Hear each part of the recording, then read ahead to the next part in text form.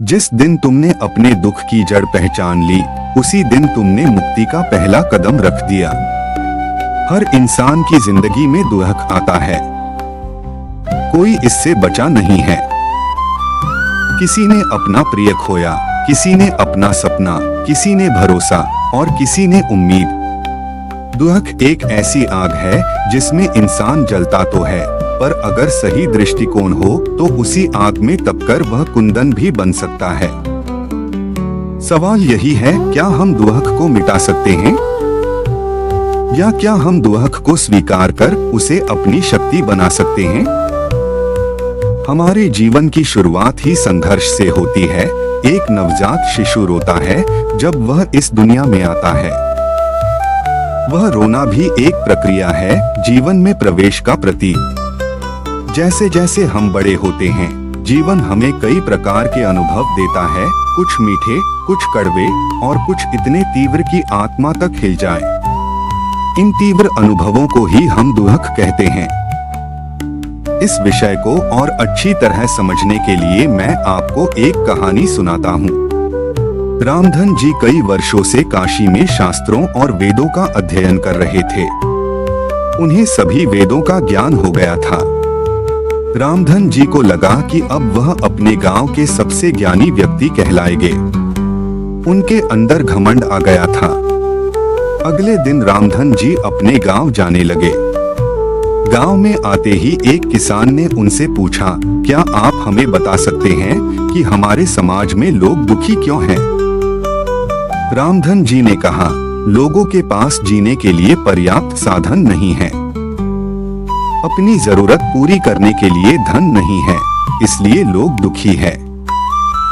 किसान ने कहा, परंतु रामधन जी, जिन लोगों के पास धन दौलत है वह लोग भी दुखी है। मेरे पास धन संपत्ति है, फिर भी मैं दुखी हूँ क्यों? रामधन जी को कुछ समझ नहीं आया कि वह किसान को क्या उत्तर दे। किसान ने कहा कि वह आपको अपनी सारी संपत्ति दान कर देगा अगर आप उसके दुख का कारण पता करके उसे बता दे तो। रामधन जी ने उसकी संपत्ति के लालच में कहा, ठीक है, मैं कुछ दिनों में ही आपके दुख का कारण ढूंढ लाऊंगा। यह कहकर रामधन जी पुनः काशी चले गए। उन्होंने शास्त्रों और वेदों का फिर से अध्ययन किया, परंतु उन्हें किसान के सवाल का जवाब नहीं मिला। रामधन जी बहुत परेशान थे। वह सोच रहे थे कि अगर मैं किसान के सवाल का उत्तर नहीं दे पाया तो लाखों की संपत्ति हाथ से चली जाएगी। अचानक उनकी मुलाकात एक औरत से हुई जो रोड पर भीख मांगकर अपना गुजारा करती थी। उसने रामधन जी से उनके दुख का कारण पूछा। रामधन जी ने उसे सब कुछ बता दिया। उस औरत ने कहा कि वह उनको उनके सवाल का उत्तर देगी, परंतु उसके लिए उन्हें उसके साथ कुछ दिन रहना पड़ेगा। रामधन जी कुछ देर चुप रहे। वह सोच रहे थे कि इसके साथ कैसे रह सकते हैं। अगर वह इसके साथ रहे तो उनका धर्म नष्ट हो जाएगा। रामधन जी ने फिर सोचा, कुछ दिनों की बात है, उन्हें किसान के सवाल का उत्तर जब मिल जाएगा वह चले जाएंगे और किसान की संपत्ति के मालिक बन जाएंगे। रामधन जी उसके साथ रहने के लिए तैयार हो गए।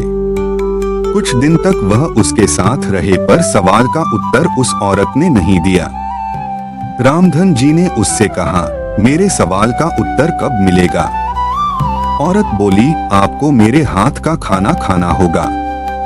रामधन जी मान गए। जो किसी के हाथ का पानी भी नहीं पीते थे, वह उस गंदी औरत के हाथ का बना खाना खा रहे थे। उनके सवाल का उत्तर अब भी नहीं मिला। अब औरत ने बोला, उन्हें भी उनके साथ सड़क पर खड़े होकर भीख मांगनी पड़ेगी। रामधन जी को किसान के सवाल का उत्तर पता करना था, इसलिए वह उसके साथ भीख मांगने के लिए भी तैयार हो गए। उसके साथ भीख मांगने पर भी उसे अभी तक सवाल का उत्तर नहीं मिला था।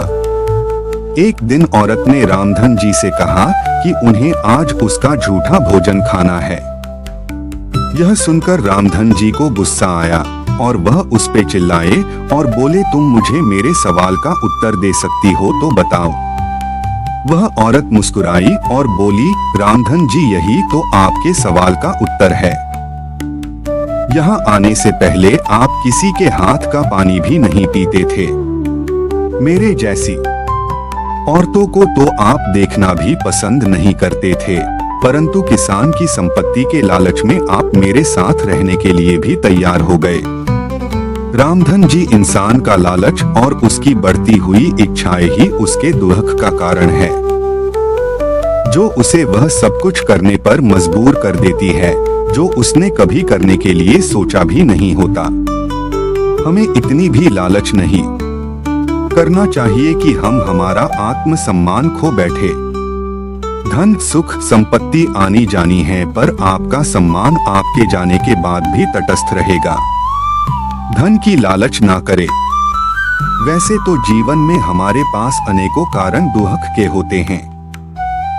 हमें ये नहीं मिल पाया, हमारे बच्चों को ये नहीं मिल पाया, हमें बढ़ा घर का सुख नहीं मिला, हमें बढ़ी गाड़ी का सुख नहीं मिला। हमारी लालच हमेशा बढ़ती ही जाती है। हमें जो मिलता है हम उसमें खुशी की तलाश नहीं करते, पर जो नहीं मिल पाता उसका हम जिंदगी भर गम पालते हैं। हमारी हालत वैसे ही है, यदि एक दांत टूट जाए तो हमारी जुबान उसी खाली दांत की तरफ ही जाएगी। हम जो 31 दांत बचे उसका आनंद नहीं उठाते। जिंदगी में लालच हमें अंधकार की ओर ले जाता है। यही हमारे घमंड का कारक भी बनता है। लालच को मिटाने के लिए सबसे पहले हमें समझना होगा कि उसका मूल क्या है। पाने की मेहनत करना, क्या वह किसी घटना से पैदा हुआ है, पर किसी वस्तु, किसी व्यक्ति के व्यवहार से, तरीके से पाना, किसी अपने के चले जाने से है, या हमारे स्वयं के मन की अपेक्षाओं से का कारण भी बनता है। बुद्ध कहते थे, दुख की जड़ है तृष्णा, और इकट्ठा यानी हमारी इच्छाएं, हमारी अपेक्षाएं, हमारी आस जो पूरी नहीं होती तो दुख देती है। जब तक हम ये उम्मीदें लगाए रखेंगे कि लोग हमेशा वैसा ही बर्ताव करेंगे जैसा हम चाहते हैं, या जीवन हमेशा हमारी योजना के अनुसार चलेगा, तब तक हम दुखी रहेंगे। लेकिन जब हम यह समझ जाते हैं कि जीवन में कुछ भी स्थायी नहीं है, तब हम धीरे धीरे दुख से ऊपर उठने लगते हैं। कई लोग सोचते हैं कि जब सब कुछ सही हो जाएगा तब दुख मिटेगा, लेकिन सच्चाई यह है कि जब हम सही सोचने लगते हैं तब दुख स्वयं ही गायब हो जाता है। परिस्थिति वही रहती है, लेकिन दृष्टिकोण बदल जाता है, और यही बदलाव हमारे दुख को समाप्त करने की दिशा में पहला कदम होता है। यहाँ एक सुंदर उदाहरण है। एक आदमी था जो हर समय दुखी रहता था। उसकी पत्नी चली गई, व्यापार डूब गया और उसके बच्चे उससे दूर हो गए। वह हर दिन मंदिर जाकर भगवान से पूछता, हे ईश्वर, मेरे दुख कब मिटेंगे? एक दिन पुजारी ने उससे कहा, तुम अपने दुखों को एक कागज पर लिखो और उसे नदी में प्रवाहित कर दो। आदमी ने ऐसा किया। कुछ दिन बाद वह मंदिर लौटा और पुजारी से बोला, मेरे दुख तो अब भी हैं, पर अब मैं उन्हें उतना महसूस नहीं करता। पुजारी मुस्कुराया और बोला, क्योंकि अब तुम्हारे दुख तुम्हारे मन में नहीं, कागज पर हैं। इसका मतलब यह नहीं कि सिर्फ लिखने से दुख चला जाएगा। इसका अर्थ यह है कि जब हम अपने दुखों को मन से निकालकर बाहर रखते हैं, किसी से साझा करते हैं, लिखते हैं, बोलते हैं, तो वे हल्के हो जाते हैं। वे अब हमारे अंदर घुटन बनकर नहीं रहते। अगर आप यह वीडियो देख रहे हैं तो एक पल के लिए रुकिए, गहरी सांस लीजिए और खुद से पूछिए, क्या आप अपने दुखों को जाने देना चाहते हैं?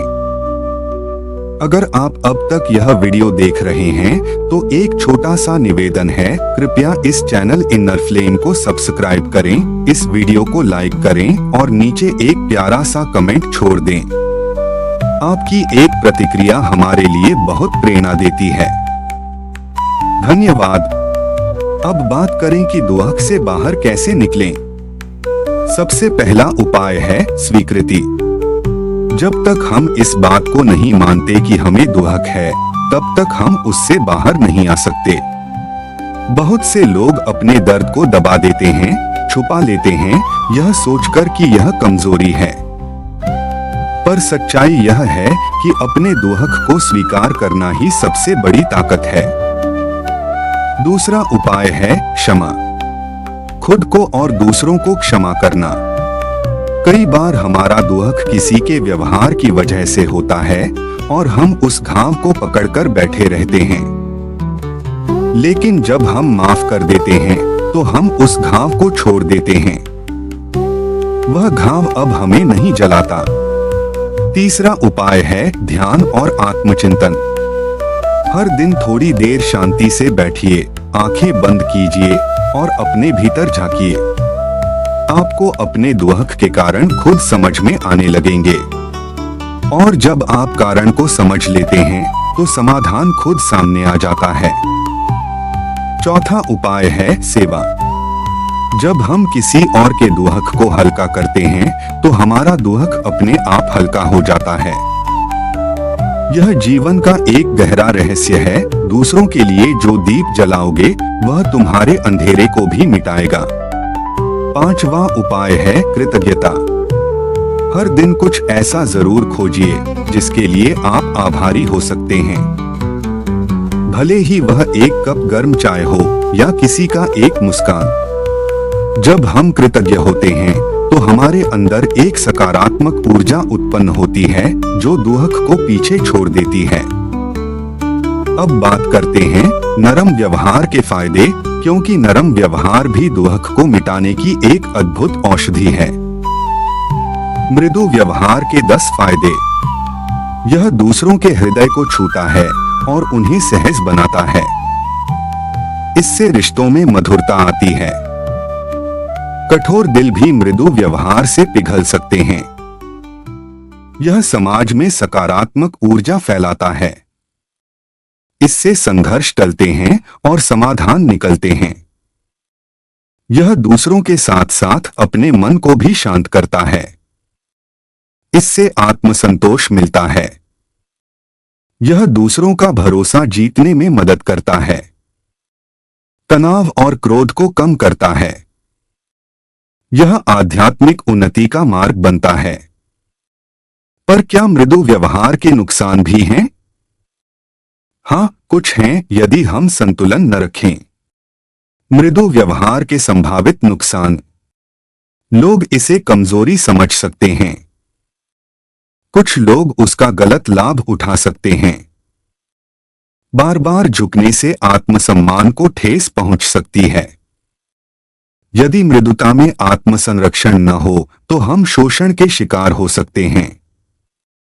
दूसरों की आदत बन जाती है कि आप हमेशा नरम रहें और वे आपको हल्के में लेने लगते हैं। इसलिए जरूरी है कि मृदुता के साथ साथ विवेक, आत्मबल और सीमाएं भी हों। दुख को मिटाना कोई एक दिन की प्रक्रिया नहीं है। यह एक यात्रा है, आत्मा की यात्रा।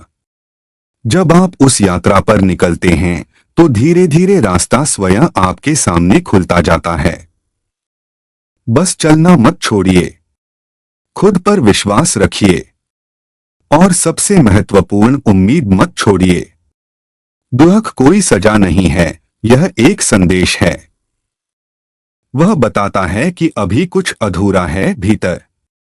और जैसे जैसे हम उसे समझते हैं, स्वीकारते हैं और उस पर काम करते हैं, वैसे वैसे वह दुर्लभ शक्ति बनकर हमें ऊपर उठाता है। तो आज का दिन वही दिन हो सकता है जब आप अपने दुख को अलविदा कहें, जब आप मुस्कुराना फिर से शुरू करें, जब आप फिर से जीवन की सुंदरता को देखना शुरू करें। क्योंकि आप अकेले नहीं हैं, यह वीडियो, यह आवाज और यह चैनल इनर फ्लेम हमेशा आपके साथ है।